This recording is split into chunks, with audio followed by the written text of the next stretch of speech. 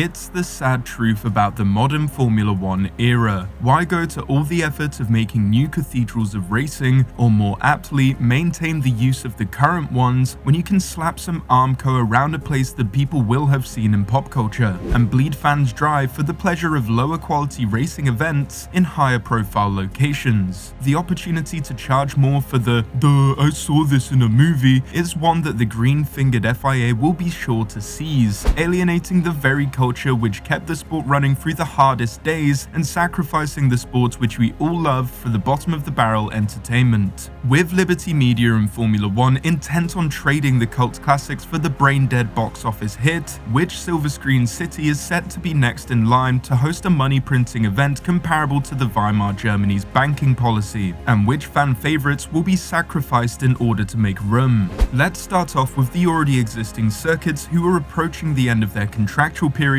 and I'll say up front, if some of these aren't renewed, the uproar will be unparalleled. However, some more divisive while being no less historic circuits may well be up for an exit from the sport in the coming couple of years, with more of a whimper than a roar. The two circuits up for renewal next year simply have to be renewed, and we can't see any reason why they wouldn't be. Silverstone and Suzuka both expire in 2024, but seeing as one is the home of racing in the country most of the teams are based, and the other one features one of the most iconic circuit configurations on the calendar, never mind having in our opinion one of the best sections of circuits in the all-striking 130R, we can't see either of these going anywhere anytime soon, and if they do, I have plenty of pitchforks and torches to hand out. 2025 is where things get scary for some circuits, with Monaco's position on the calendar being under more and more scrutiny with each passing year. However, we'd much rather see the cars reduce in size to accommodate the most prestigious race of the year. If Monaco does get removed, it robs any driver beyond those currently racing, and Graham Hill, the opportunity to claim a triple crown, and that is something that just seems unfair. Make the cars smaller, the racing will improve. I'm going to list off some circuits, and if you're like me, the thought of losing any of these will bring a tear to your eye. Interlagos, Spa, Monza, Imola, and the Autodromo Hermanos Rodriguez. Imola may be dropped first, seeing as it was introduced as a stopgap during the COVID season. If Checo is dropped from the sport, then the suits at the top of the sport may not see the purpose for a race in his home country, which would be a really sad state of affairs, as the love of the Mexican fans for F1, as well as the global fans' love of their home race, is top tier. Losing Spa doesn't even bear thinking about, but that's another one that's been rumored to be close to the chop, and if Formula 1 drops into Lagos, then I'm pretty sure that the nation of Brazil will declare war directly on the company in charge. Two others worth a nod, and potentially ones that won't be on people's minds for one reason or another, are the Spanish and the Chinese Grand Prix. Barcelona was known to be a ball fest, but with layout changes, the circuit has come into a new life, and with yet another street circuit in Madrid being floated, the old dog may be put down after finally learning its new tricks. China is a weird one. It's actually one of my personal favorite circuits on the calendar, with that sweeping complex of corners and daring straights seeming to really suit the new era of cars. However, it's been absent for years now, making it a sure shot to be dropped unless show can bring enough of an audience from the most untapped audience with a race currently on the calendar. But F1 fanatics, I hear you say, surely they won't drop fan favorite tracks like insert your favorite historic circuit here. Okay bozo, tell that to Hockenheim, the Nürburgring, and Sepang.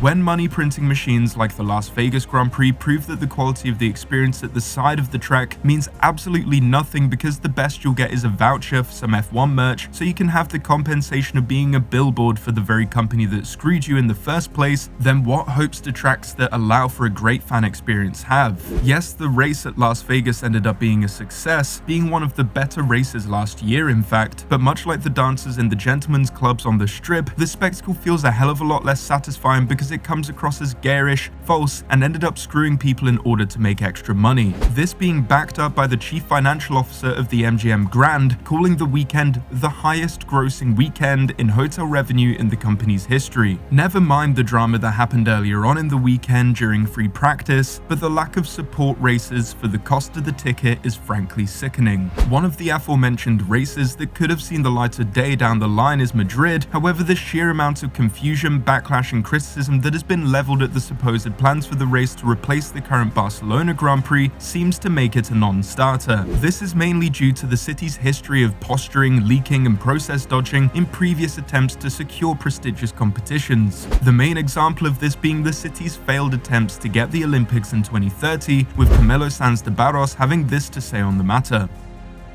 It seems influenced by the political situation. I have read a lot that Madrid wants to steal F1 from Barcelona and put an end to Montmello, and we already have experience at trying to bring the Olympic Games to Madrid, and due to leaks and not following the process, it did not happen. I hope that this is not the case with this because I would love to have a race in Madrid.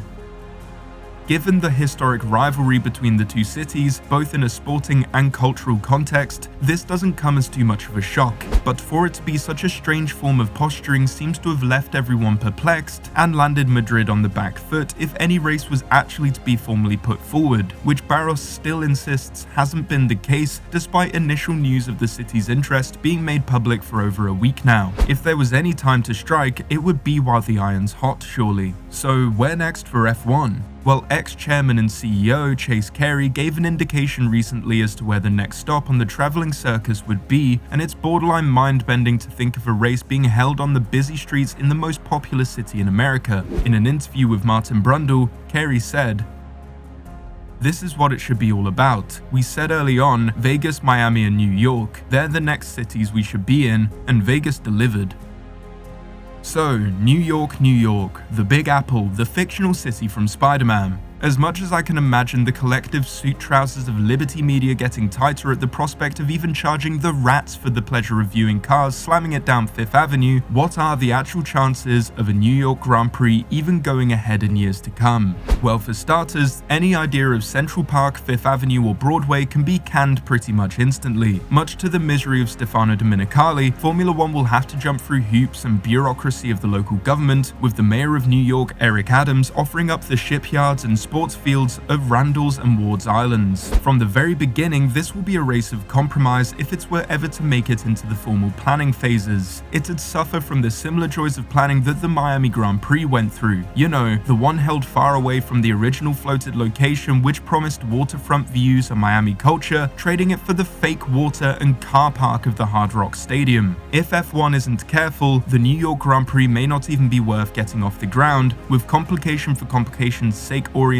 local governments demanding compromise after compromise, which will likely end up with the race being held in New York, South Africa, giving Lewis Hamilton the race he's been requesting and push the championship one step closer to being an actual world championship rather than having a fourth race in the same country. Heck, even Formula E is more of a world championship at this point than Formula One. And in fairness, the racing in the hairdryers on wheels is also a lot closer. Long story short, what's the point of innovating for innovation's sake, I mean money's sake, when there are perfectly great racing circuits begging to be invested in, improved, or just raced on? Ultimately, all we're doing is screaming into the void as the line must go up and profits be gathered. We truly hope that our favorite circuits won't be sacrificed in order to make room for yet another famous city Grand Prix, but at the end of the day, there will always be another zero to add to the other 9 that are already in the profit margins for Liberty and Formula One. So what's a few miles of culturally significant concrete standing in their way?